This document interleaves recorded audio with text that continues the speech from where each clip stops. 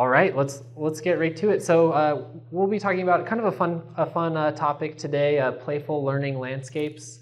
I'm Cody Lutz with Envision Utah. I also have Laurel Miller-Jones here with me. She's from Envision Utah, and then we have Sarah Lytle from Playful Learning Landscapes. And we'll just be talking about our keynote speaker today, Corinne Wendell. She talked a bit about engaging youth in planning. We will be talking about, well, kind of building off of that to talk about how we can incorporate places for our kids and children to engage with the built environment in our communities. So kind of how they engage with the built environment. Obviously, there's a engagement piece of that too in helping them co-design those places. But you might know Envision Utah from our kind of regional planning, visioning work. We traditionally have worked in land use and transportation planning spaces. We were started in 1997 by a group of concerned citizens who recognized that we're growing really fast, and if we don't come together to plan proactively for that growth, it might threaten some of the things that we love about living in Utah. So our tagline at Envision Utah is "How We Grow Matters." We also have a branch of our work that focuses on how we grow as individuals and as children and brain building. Laurel will be talking about that here in a minute. So we do more than just planning, but we kind of focus around growth. And something we like to use to inform our work at Envision Utah is the values of Utahns. So kind of how these values work is we ask people what attributes they appreciate. So what do you like about living in Utah? Maybe it's, we have safe neighborhoods. Then we ask them what are the rational benefits and consequences. How do you benefit from living in a safe neighborhood? And then we build up to kind of the emotional level from there and talk about what are the emotional benefits and consequences to you. And building all the way up to like the core values of individuals in Utah. What core values does this idea support? And when we do this type of survey work, there's kind of three primary values. We call them values ladders that Utahns identify most strongly with. So you've got people like being able to afford to live here and having economic opportunities. That's the gold on the left. In the middle, you've got kind of the scenic beauty and outdoor recreation and just the fun and the peace of mind that conveys to individuals. And then the most popular actual values ladder here in Utah is focused around communities, focused around families and kids. It's really important to Utahns that we are a family-friendly state and that we do have hope for our future generations. We've got kind of we're working together to secure their future. So that kind of informs our work in planning and in early learning. We also ask people which issues matter to them. Water, housing, cost of living, and education come out on top. We also will poll Utahns on how Utah is performing on different issues. And there you can see some of these top issues that matter aren't performing quite as well. So education is down towards the lower middle of the pack here. I'll kind of tie that in with just how our kids grow and early learning as well, but we specifically asked about education. We also, we care a lot about our kids and grandkids in the state, and it's kind of reflected in our population pyramid as a state. We're the youngest state in the nation. A lot of our population is under 20 years old here. A lot of parts of the country are kind of aging and inverting that population pyramid, but we're still pretty bottom heavy. Got big families here. I also wanted to talk about why planners as professionals and planning adjacent partners are well equipped to contribute to playful landing landscapes in their communities. I just brainstormed a few quick things, but planners understand community values and they can incorporate that into playful learning landscapes. They're collaborative. They're used to working with people with different backgrounds and interests. which is needed when developing these playful learning landscapes and implementing them. Planners are data-driven and systems-based. We are public engagement gurus. Sarah will talk a lot about kind of designing these opportunities with the community, and I think planners are well equipped to help with that. And we're just used to thinking about the built environment and how people interact with it. So I think planners have a big role to play in these playful learning landscapes. We've also got maybe an impetus to act on just reinforcing Utah as a family-friendly place. We've got the Olympics and Paralympic Games coming in 2034.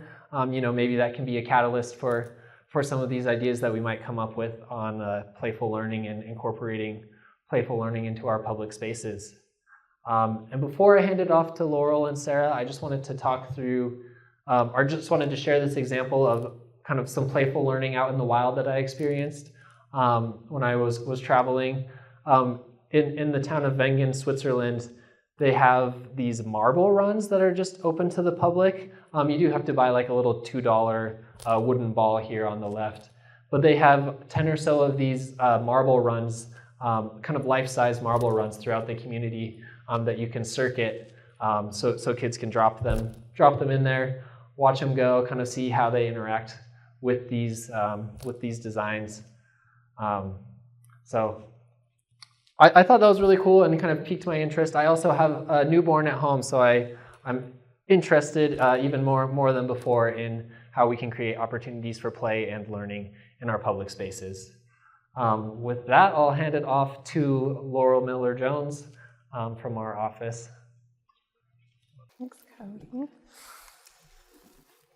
Thank you all. I am not a planner, so if I say words that don't make sense to you or that are not correct, I apologize in advance because I listen to what Cody and Emma and others in the planning world talk about, and I don't always know what you're talking about, but I sure know a lot about early learning. So I feel like I have a wonderful job to be able to go out into our communities across Utah. We cover all of Utah. Sorry, Cody. I'll give you a second.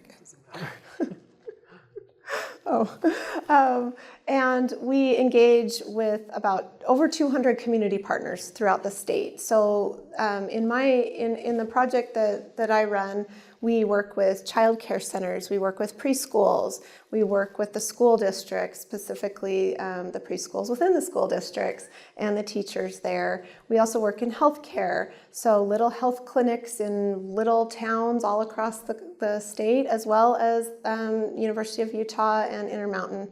So we are in a lot of different spaces, also libraries. Children's librarians obviously care a lot about early learning. So I get to go and talk to all of these people. We do a lot of professional trainings for them, and we really talk about brain development in the first 5 years.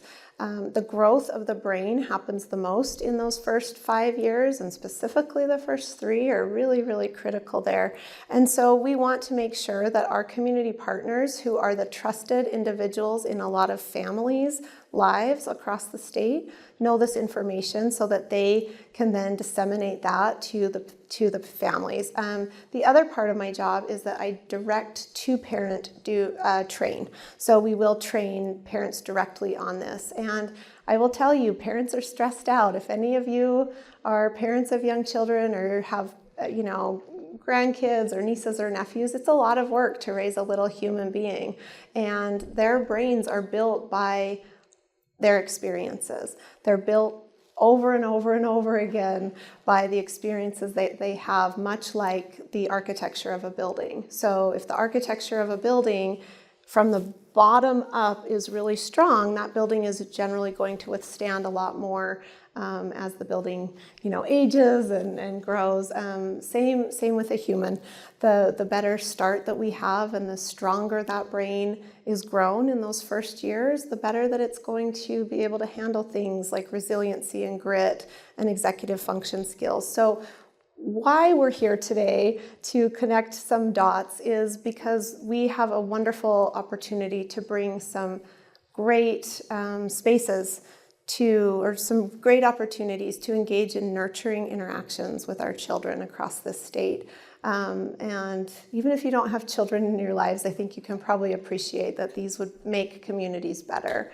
And Sarah's going to go into a lot more detail about that. But what we want is for families to be able to see that their children belong in their communities and that there are opportunities that they just stumble upon. These are not necessarily destination spots. They might be a bus stop. They might be a safe walking route to school. They might just be out in your neighborhood. But they engage you in a way that you have back and forth interactions with your child or the children in your lives.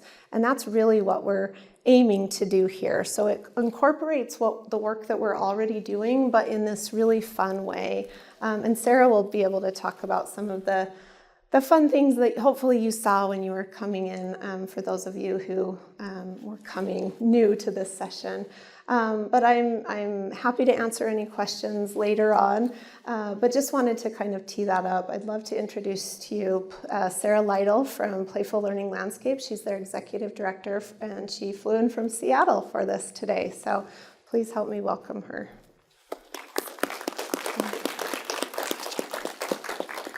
All right. Hi, everybody. It's good to see you. Good to be here, and thank you so much for having us. We are excited to talk about Playful Learning Landscapes, and I think you've heard from Cody and Laurel a really nice sort of tee up and introduction for why this might be important and why we're here specifically at a planning conference. I think that there's a great intersection here. As much as this work really started and really began from an early childhood perspective, we do a lot of work with city planners, with departments of transportation, with architects and designers, with developers, to really think about integrating these opportunities for kids and families across cities and into all kinds of public spaces. So with that, let's talk a little bit more about Playful Learning Landscapes. Why are we so interested in public spaces? Well, if you think about kids and cities, most cities are not, and historically have not been designed for kids and families.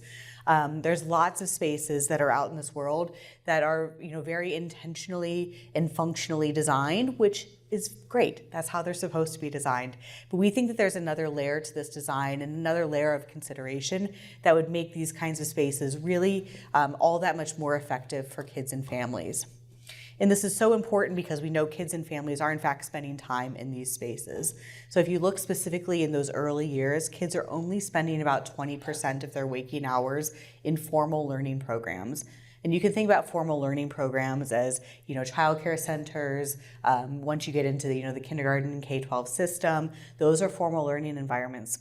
But a full 80% of a child's time is spent outside those formal learning environments. Where are they? Well, think about what you do during a normal day. You might be going to the grocery store. You might be going to the library. Perhaps you're going to the laundromat.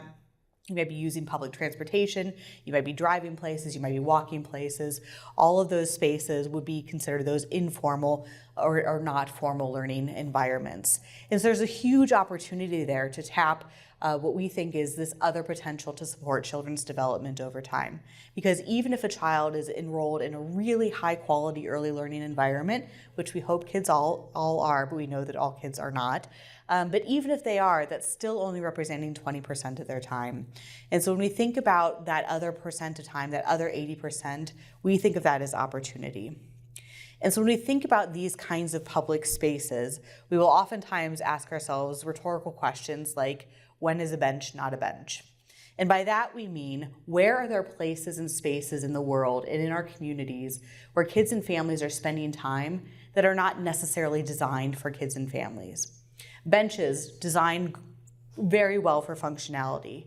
If a child and caregiver are waiting there, if a bench is at a bus stop, for example, there's probably not a lot to do there.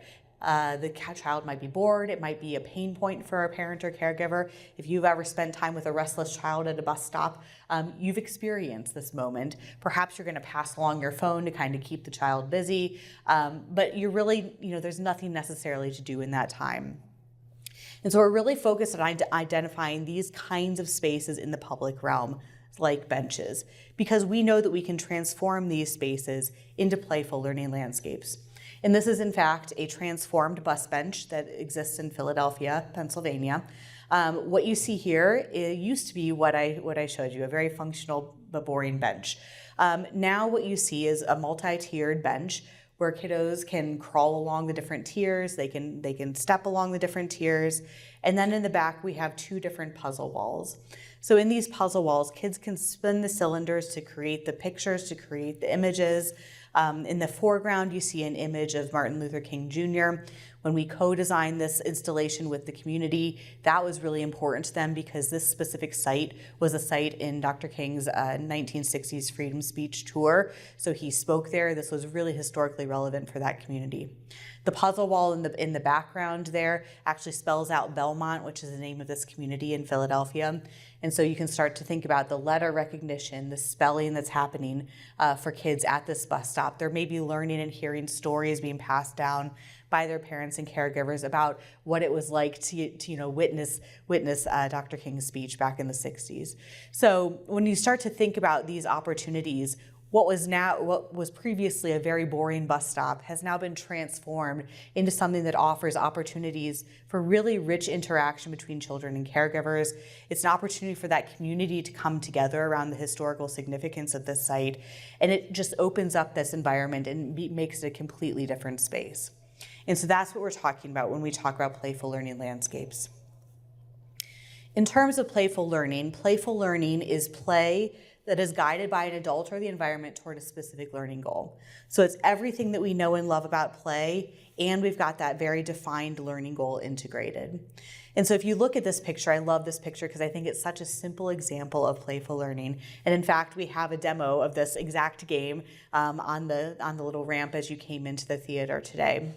And so the only intervention we've done here is put a giant life-size ruler on the ground. And what do kids do when they see a giant life-size ruler on the ground? They start jumping. And then the next thing that they do is they challenge their friend to jump further than they did, and they start comparing to see who jumped further. And then they jump again to see if they can jump farther than they did the first time. And then most kids are going to lay down and stretch themselves out and see how tall they are. And then they're going to stretch their arms overhead to see how much taller they can make themselves. And it's a whole progression. They're laughing, smiling, having so much fun the entire time. And yet, if you look at this from a child development perspective, there's so much math development going on here. They're measuring, they're talking about distances, they're making comparisons. So one number is bigger than another number. They're doing addition and subtraction. All of this is really robust and really important early math skills that kids need to learn to thrive in the future. And we've done that simply by adding this very simple interaction into their environment. And so you could experience that, if you'd like, on your way out with the giant ruler that we have at the beginning of the opening of the theater. So let me show you some examples of what playful learning looks like out in the world. So playful learning is very flexible, can be designed for a variety of spaces. These are examples of some affordable housing work that we did with affordable housing developers in a project that we called Live and Learn in Philadelphia, Pennsylvania. You can go to liveandlearnphl.org as if you're interested in more information about this particular project. But we worked with 2 affordable housing developers. We got in at the beginning of design. We worked with their designers and the design team and the architects to really think about how we could integrate playful learning into those designs. Now, some of these designs are add-ons, which is to say that this bike shed on the left-hand side was there before we came in, and we essentially refurbished it. But in other cases, we really worked with the designers to say, don't pick those boring beige tiles that go into the lobby space of the building. Instead, pick these other tiles, arrange them in this particular way, and then you have a playful learning landscape. And so in that sense, we're not adding anything to the budget. We're simply integrating into line items that were already in the developer's budget. And so you can see here this transformed bike shed on the left-hand side. Nobody used to use it. It was kind of run down, not looking great. Fresh coat of paint and lots of games for kids on either side. So you see a word game here. We have the gentleman here standing in front of us spinning the wheels to make your own superhero game. So the wheels have superhero legs, torsos, and heads. So you can spin it to get different combinations of superheroes. That's what that community was really interested in. The middle photo, I think this is one of my favorite installations that we've done. We did a ground mural to create a maze that kids could run along or ride their tricycles along or scoot along. And then on the concrete columns of the affordable housing development, we created movable traffic signs. And these were customized signs that we developed with the kids in this community. And so the one that you can see obviously is a rabbit's hopping sign. So that's the hopping zone. But those signs are spinnable. And so kids can create their own rules of the road. And so maybe today this is the rabbit hopping zone. Maybe tomorrow that's a keep left sign that appears there. And so again, getting kids to be really interactive, and this community was very interested in getting their kids to learn about traffic safety. And then on the right-hand side, this is a lobby space where we created a superhero nook with books and the ability to spin the wheel to talk about your superpower today and all of the everyday superpowers that we all have. We've done playful learning bus stops. The bus stop on the left-hand side here is an abacus that opened pretty recently in Santa Ana, California. The community there is a largely immigrant community and told us that they used an abacus growing up to learn math, and they really wanted to teach that skill to their kids. So we did an abacus bus stop. We're actually just getting new data in on this site, on the effects of this site. And one of the things that we're finding is that people are intentionally going to this bus stop because they feel safer at this bus stop than they do at a bus stop that doesn't have the playful learning installation incorporated. So not only are we thinking about child and caregiver outcomes here, but we're also thinking about more community level outcomes, including things like safety. Examples of playful learning parks. The storage shed, the shipping container that you see is actually, that was a response to communities who said that they had no place to do their free lunch program, distribute their free lunches in the summertime. So we bought a shipping container and worked with the community and a local artist, a local muralist to design, and the park is called North Star Park. So we really leaned into this astronomy theme, and you can see constellations. We have phases of the moon on a different side of the shipping container. But now we have a place where the community can safely and reliably distribute those free lunches during the summertime. I think the other one that I'll point out here are the two on the right-hand side. Both of those are sculptures that have playful learning functions to them. So the one on the top side, this sort of metal structure that you see, is a metal structure. It's a metal sculpture, but has been designed very specifically so that the wires create different shapes, that when the sun shines down, you can see different shapes like fruits and vegetables and faces in the ground. And you can see the boys looking up and pointing at different shapes. I always find myself looking at the nose that you can see toward the middle of the middle section there. But this is a sculpture that provides beautification for a community, and it also provides those playful learning qualities. The one on the bottom right is a color mixing flower, so you can spin the petals that are primary colors and make all those great secondary colors as they reflect on the ground, as you can see. So again, these can be art functions. They don't necessarily have to look like we're walking into a children's classroom. We've done a variety of playful learning murals. This is one in Santa Ana, California, again, created with the community. These are actual landmarks in that community. We have another example of a mural that's out in the hallway as you entered the theater today. That one is a mural that exists in a homeless shelter in Philadelphia, Pennsylvania. Both of them have a little bit of an I Spy quality to it. This one is very explicitly I Spy, so there's lots of things that you can find. And then you see at the very, very bottom of the left-hand side that there are a couple of expert level things like caterpillars that you can find if you're really, really looking closely. And the one in the hallway really was co-created with the residents of this homeless shelter and shows different activities that those residents wanted to highlight, like barbecuing, gardening, hair braiding, things of that nature. And then want to talk about playful learning sidewalks. And again, you see an example, our third sort of prototype example that we have here today is an example of this game on the top left-hand side, which we call Jumping Feet. And Jumping Feet is a game that's really meant to work your cognitive flexibility or your executive function skills. And so it looks a lot like hopscotch, except that the rules are that where you see 1 foot, you put 2, and where you see 2 feet, you put 1. So you have to work on that ability to switch between tasks, remember those rules that I told you, and not do the natural thing. It's really hard. Actually, it's quite hard oftentimes for adults just like kids. So would encourage you to test it out before you leave today. It's a lot of fun. But that's a game that it's again, very easy intervention that we know is incredibly effective. And then finally, because we talk so much about when is a bench not a bench, we have done a variety of playful learning benches, some of them much more elaborate than others, but you can see a couple of examples here. The one on the top left I think is really fun. We have story starters around this bench, so a way for the community to tell stories. It says things like once upon a time in Germantown, and then, but suddenly, and finally, so a lot of prompts to get you to tell a story.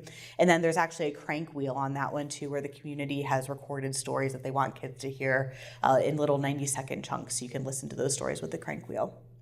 So lots of opportunities to integrate playful learning into some of these everyday places and spaces. And now that you've seen examples, just a very, very quick moment here to talk about the theory. So Playful Learning Landscapes is based on decades of research on child development, but it's also based on research about the kinds of skills that employers want to hire for. So really, how are we preparing the next generation to thrive in the future? And so this is our 3-part design formula. We come back to this all the time when we're designing a new space. So we incorporate all of these qualities of how kids learn. We incorporate at least 1 or 2 of these learning goals that define what kids need to learn to thrive in the future. And then everything that we do is based on a model of community engagement and co-design. And so if you think about how human brains learn, it's not just kids, adults learn the same way. So everybody learns when things are actively engaging, when they're meaningful, when they're socially interactive, when they're iterative, which essentially means that you can come back to that activity and have a different experience every time you do, and when they're joyful. And so I would encourage you to think about, when was the last time you played and what did you do? Any brave volunteers to share the last time you played and what you did? Yes? I was on the swings outside at the gateway. Awesome. You were on the swings outside of the gateway. Were you by yourself? No. Awesome. Okay. So swinging, is it actively engaging? Yeah, you got to think about it. When we think about actively engaging, we're thinking of, it's like the opposite of sitting on the couch watching your favorite TV show, right? Your mind is on. Is it meaningful? Perhaps. Maybe you were recalling childhood memories of swinging. Maybe it's meaningful because you were doing it with people that you like and that you're friendly with. It was socially interactive. You weren't doing it by yourself. It's iterative. It's really hard. I mean, swinging is probably less iterative than most, but even so, you can have a different experience, go higher over time, and you probably had fun, right? Yeah. Salt Lake County Library in Harriman has an interactive step grid where you step on each pad and it makes a different note. Awesome. Love that. Also, it's a musical interaction thing. It's fun. Fabulous. I love that. So musical interaction where you step on different squares, they make different sounds. And so you probably then are trying to think of can I play Row, Row, Row Your Boat, or right, some of those easy songs that only use a couple of notes. Absolutely. So you start to see how these qualities of how human brains learn are very easily integrated when we play. So if you think about the last time you had a playful experience and kind of go and map all of these 5 qualities on, my guess is that you probably are going to get most of them, if not all 5. And so when we think about playful experiences, that's just kind of inherently how our human brain is wired to learn. So if we think about the second part of the model, when we're thinking about which of those learning goals we're incorporating into various activities, we're thinking about skills like collaboration, communication, content, which you can kind of think of as traditional school subjects like math, science, reading, etc. Critical thinking, creative innovation, and confidence. Confidence being that, that grit, the going back and trying something if it didn't work out the way you thought it would the first time. So all of those are skills that we know that kids need to learn. Now, traditional school tends to focus on the content C, and that's absolutely important. But I think we're looking at a broader set of learning goals here in a way that we really want to create these well-rounded children to go into the future. And so if you think about some of these games that we saw, obviously we talked about the ruler, the giant ruler, the life-size ruler, encouraging those math skills. That's probably content. It might be critical thinking if you're doing some comparison, which number is bigger, who jumped farther. That kind of gets into a little bit more critical thinking. Maybe with the giant ruler, at some point you're going to start doing, seeing if you can, do a bunny hop and how many different bunny hops can you do before you get to the end. And so you might be getting a little bit of that creative innovation in there. So you can start to see some of these learning goals appear. With the jumping feet, for example, that's squarely critical thinking. Those executive function skills are really important for critical thinking. But it can also be a very social activity if you do it with somebody else. So maybe that's, you're starting to get into some of that collaboration, communication, etc. So when we're designing for playful learning, we oftentimes will take at least one of these and start to infuse it into designs. So here's the rendering of that color, the color mixing flower that I showed you earlier. So which of those 6 C's do you see in the color mixing flower? Any ideas? Absolutely. Creative innovation. What else? Content, for sure. For little guys too, you might just be working on what color is this, right? Absolutely. Critical thinking, for sure. Yeah, so you can start to see a lot of these, and we oftentimes proactively design for 1 or 2 of these skills, but realistically, if you look hard enough, you can usually find all 6 in most of these designs. And what about this one? This is actually the rendering of the Abacus bus stop. You saw the final product, but this is what we thought it was going to look like originally. So what about the Abacus bus stop? What do you see here? Which of those learning goals? Critical thinking? Yeah? I'm going to say there better be some communication because somebody's going to have to explain. Yeah. You're going to have to learn. Absolutely. So there's a little bit of communication involved for sure. Critical thinking. What else? I think Confidence. confidence. Okay. Yeah. I oftentimes think of this one too as creative innovation. You can see patterns emerging, right? In fact, the image itself is not really how you would use an abacus. It's more showing a pattern that you could make with the different colors of the beads on an abacus, right? Yeah, so you can start to see lots of these learning qualities come in. And so that's the second part of our design formula. And then finally, everything that we do is based on a pretty robust model of community engagement and co-design. So the community is really involved in every bit of the process from start to finish. And we really think about involving the community in a variety of different ways. We try to stay away from traditional focus groups and surveys as much as humanly possible. We want to create these fun, engaging experiences that offer inherently playful learning activities for families and kids, even as we're collecting a lot of really rich information that can inform the designs. So, for example, we have sometimes used different versions of Mad Libs to get information about communities. We've actually created a community engagement board game where you go through, and so we can bring the community together and have board game night and get some really good information from it. One of my favorite prompts here in the board game is you're the DJ for a neighborhood party. What's on your playlist? What kind of mood are you trying to create? It's really amazing how you can start to see different answers from different communities really shape what that looks like. Some communities want to play kid music all the time and really welcome the children into that moment. Some communities want to play, old-timey music because they know that that's going to get everybody to dance. It's really interesting to see how answers differ across communities.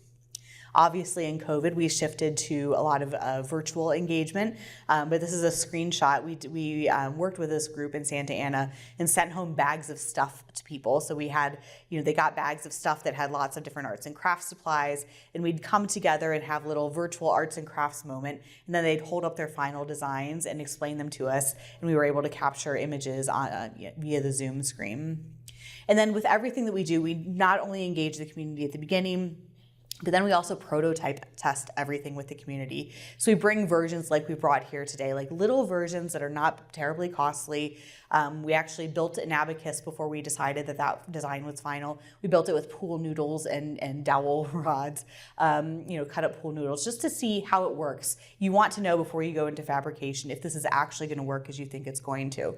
I will say most times it does, sometimes it doesn't, and it's good to learn that early on. And sometimes you need tweaks to things. One of those benches that I showed you earlier, we prototype tested and discovered that our original design, the seat of the bench was way too deep and people weren't able to touch the ground with their feet. That's a design modification we can make before we go to full fabrication. So all of this is really based on using a community-centered design approach. Again, different questions that we ask. And so if you think about your community here in Salt Lake, would love you to think about what's one thing that you would want to celebrate your community. Imagine we're creating something here. Or what's one hope or dream that you have for your child? And that should be thing, not think. What is one thing that you want to create or celebrate about your community? So any responses?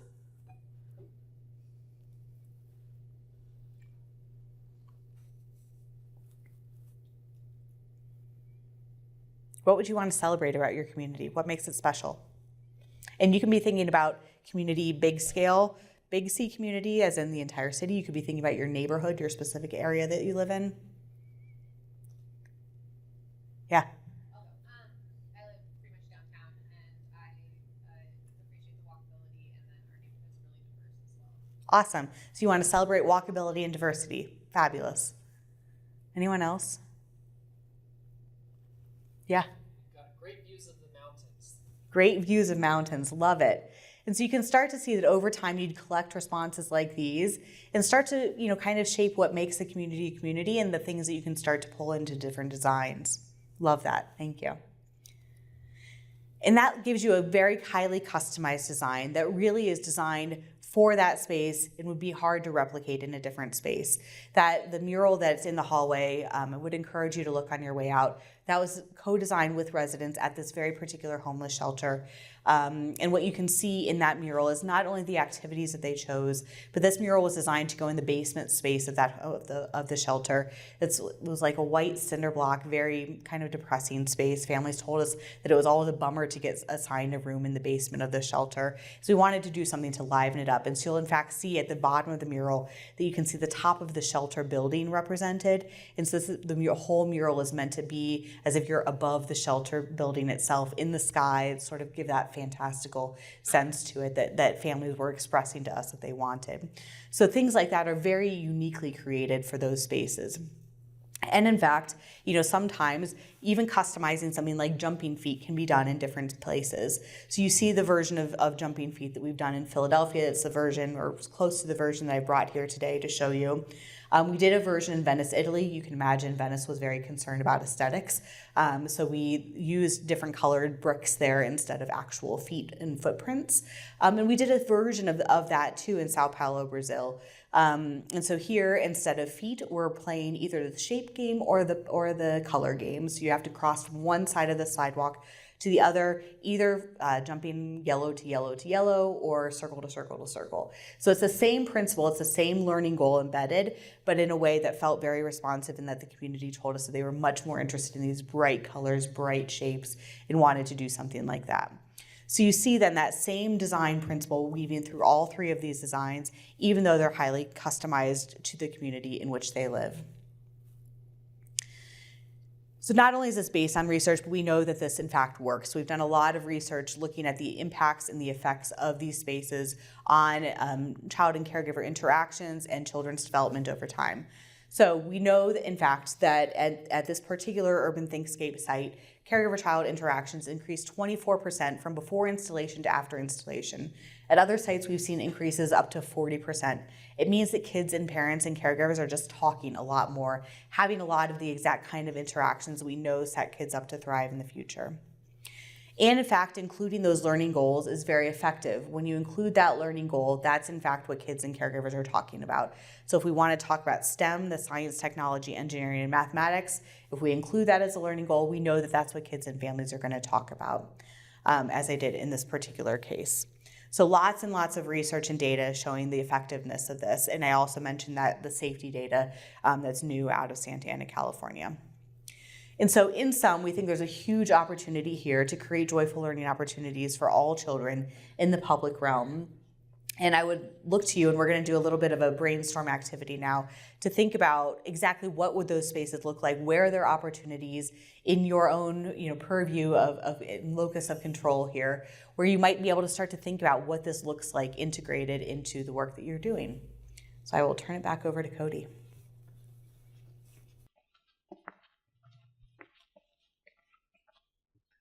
Thank you, Sarah. I love to see all those examples throughout the country and throughout the world of where these playful learning landscapes have been installed.